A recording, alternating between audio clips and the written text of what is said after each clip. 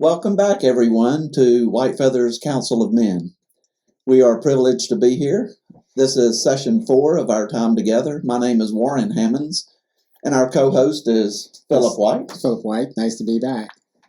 And tonight, we thought we might do something a little different. For the first several sessions, we have been focusing on a lot of the problems that we ought to face, that we need to face, and that in the end, these sessions will address. But tonight we're going to start a little bit something different with a little more positive spin on things and deal with our commonalities, regardless of the color of our skin, regardless of our complexion. What do we have? What do we bring in common? And I want to start with a quote from Charles Johnson.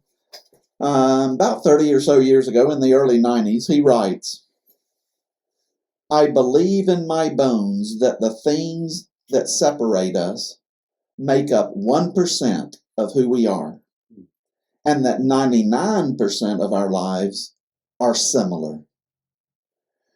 We have given so much over the years to that 1% complexion, and it's a travesty. I think it's one of the great tragedies of our species.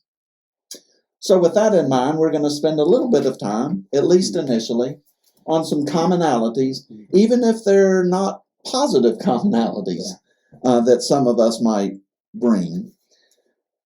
I'd like to start by saying I think we all have in common our desire to be seen as a child of God. And with that, I want to say that I think we all bring a desire. We want to be treated with dignity and respect. And when we're not, what we bring in common is hurt. So I think some of the things we have in common are our hurts. And this starts from when we're a child. When we're children, we hurt when we are made fun of, when we're picked on, when we're called names. When we grow up into adulthood, those same hurts, similar hurts occur when we are disenfranchised, when we are discriminated against, when we are cruelly insulted. So some of those things I do think we have in common. We hurt when those things happen to us because we want to be seen in a positive and in a dignified light. We also maybe have in common some fears. We fear that the world may not be as best for our children as it is for us.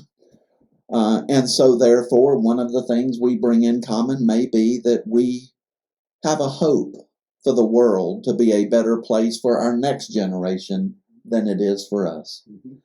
Maybe those are some of the launching pins that I will throw out at first. I have a few more things of commonalities, but where does that strike you, Phil, or how do you need to or want to respond to some of those? Yeah, I think you hit me pretty strong there when you said, not sure if the future for our children is going to be better for them than it will for us. I think the future is much brighter for our children than it was for us.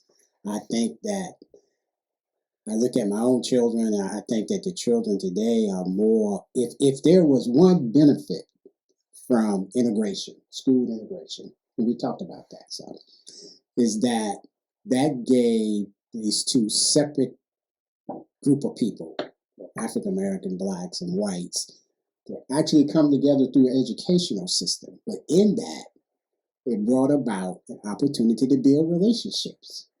And when you said you played baseball, mainly. You had some black friends that was on the baseball team. Yeah. So sports have always been a way to cross the racial lines, right? There's always been the case in America. And the integration kind of have brought our blacks and whites together in a way we never had it before. That we was talking ourselves. You went to an integrated school. I did not, right? So I never had that experience that you had. I had no white friends from first grade right on through basically college.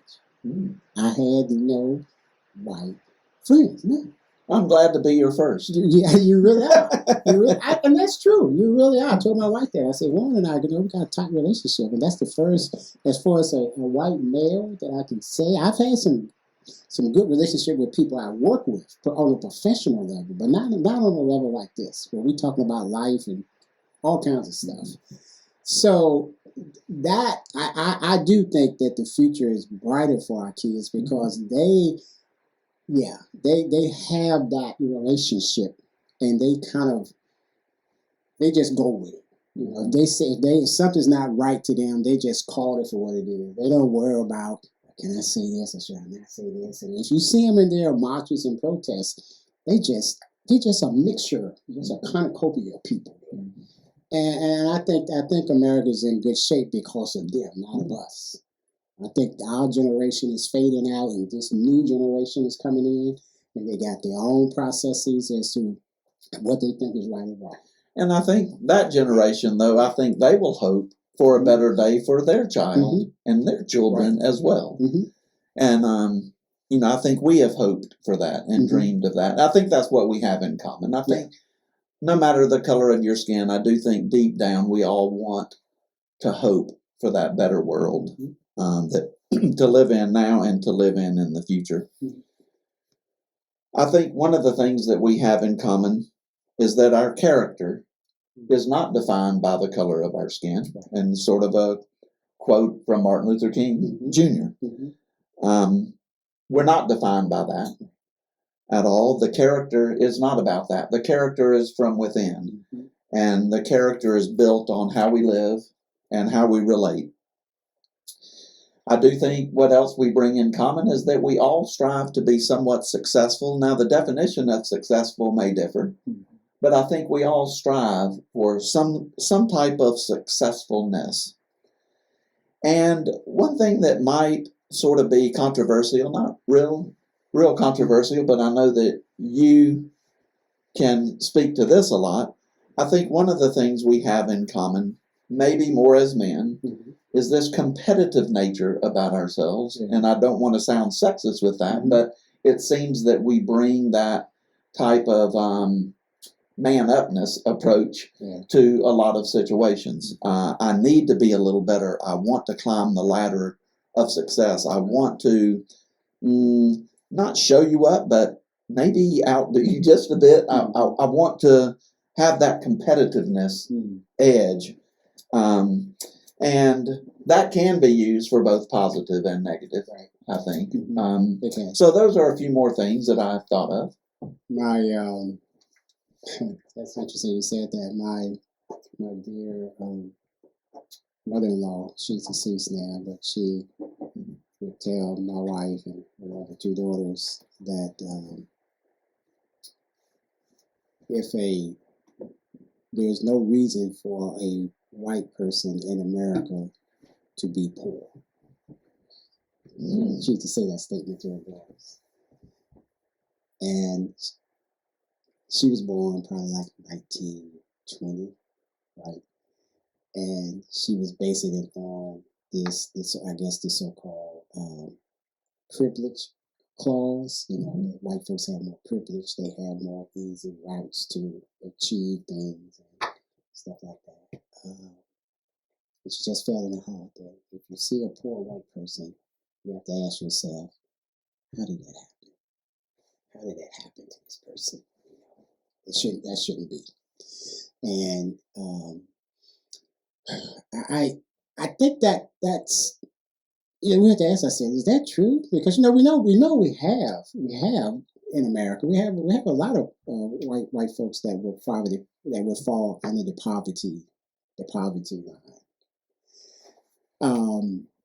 Within the black community, you can probably say, well, yeah, we know they're there. You just don't see them as much as you see poor black folks. They aren't patrolled like poor black folks in their communities are patrolled. You just don't see them. You just don't see poor white folks the way you see poor black folks. So you think that there aren't any poor white folks, but they are. They are. America has a lot of poor people.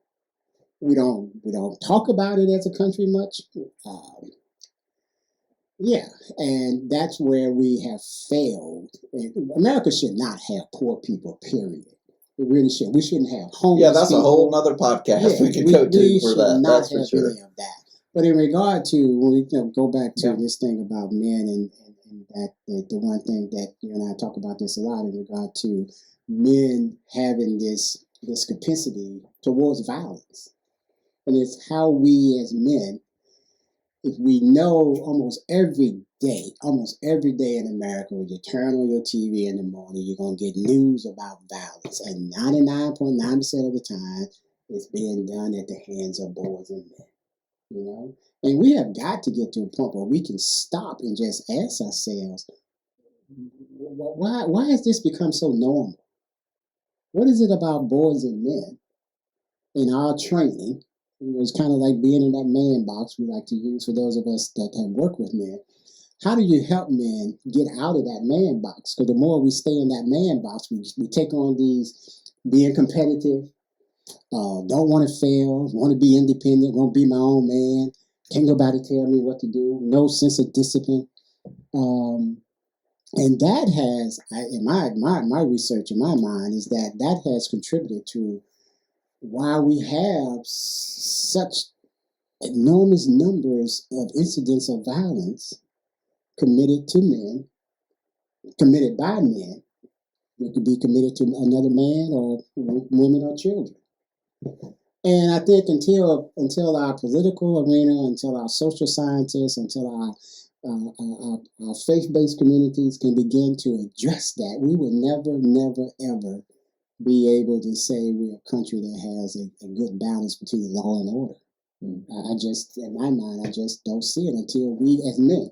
And I heard this from on CNN. It used to be one of the hosts. He's no longer there. Chris Como. He stated, he was talking about, it was a month of addressing domestic violence. And he was talking about domestic violence would never, ever leave America until men get on the front line. If we're going to stop domestic violence in America, men, who most of the time, 99% of the time, are the ones that are the perpetrators. And until men get on the front line in regard to that and address that as a collective group, it will never change. I believe that. I think that we have a lot. When we talk about leadership, and men always like to call themselves leaders, we got to be leaders in all the areas of our lives. And when we talk about the collective culture in which we are raising boys, it's not working for us. It really is not working for us. So we got to change that whole paradigm of how we're raising boys. Because it shouldn't happen with each generation, one after another. Generation after generation, we all end up the same way as far as our internal stuff. Yeah, but it still seems like a small percent go that route. Whereas I could make the claim that it's more commonly understood and commonly thought within us overall of nonviolence. Because I remember the quote that you've challenged us with before, something like 99% of violence is committed by men. Mm-hmm. But most men do not commit violence. Right. Mm-hmm. So what we do have in common maybe is that propensity for nonviolence overall, but that small segment of society, who happens to be mostly men then, right, are still dominating the news and dominating the culture with the violence that we see and hear about. And I think that's one of the problems that we report so much on violence. It makes it seem like it is out of control. When you're right, it may be a small population of a culture or a community that's committing the acts, but we get it all the time. You can't wake up in the morning news without some form of violence. So why do we report so much on violence? What is it about violence that we seem to be it has such an intense interest in. I don't know. Sometimes I wish we wouldn't. And personally, I don't like listening to news because I just get tired of the reports on violence all the time. Yeah. Like you say, Sure. I think that there are some decent, good men, but we don't hear about the good stories as much as we hear about the bad stories all the time. And I just wish we could flip that.